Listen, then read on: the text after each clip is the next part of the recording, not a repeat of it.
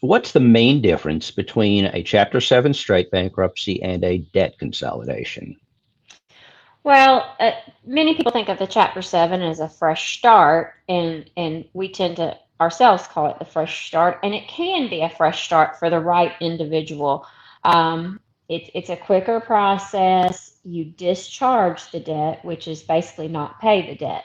I always tend to use the word discharge, but then I think, some folks may not really realize what that means. And it basically means a forgiving of your debt, is the terminology I like to use with a lot of clients. Your debts are forgiven. That sounds great and fine, and everybody, kind of wants to be a candidate for that. Not everybody, because there are lots of folks who feel guilt about not repaying the debt.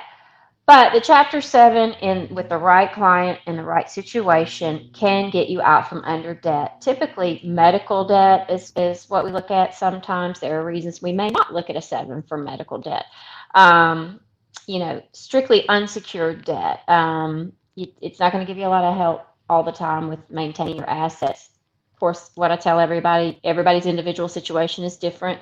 So, generally speaking, it's right for certain individuals, but not for everyone. It is the fresh start. You do get your debts forgiven, but it's not necessarily the best case scenario for everybody, and probably not for most folks. Um, Typically, I file more Chapter 13s than 7s. I kind of love the Chapter 13. I like to call Chapter 13 the safe haven of bankruptcy, or the we can fix everything in Chapter 13 kind of bankruptcy. It's a little more of a long-term commitment. You're going to be in a repayment plan with the bankruptcy court via a trustee, and you're going to repay some or all of your debt.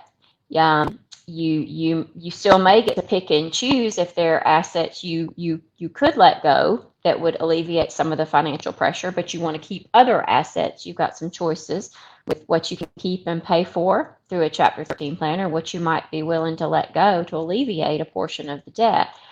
And in the end, you're going to receive that discharge that you're seeking, the forgiving of the debt, whether you pay all of it, some of it, 5% of it, doesn't matter. It's just a longer term commitment to get to that fresh start. But for many, many people, and most of the folks I represent, that is the way to go. It just fits what their needs are better.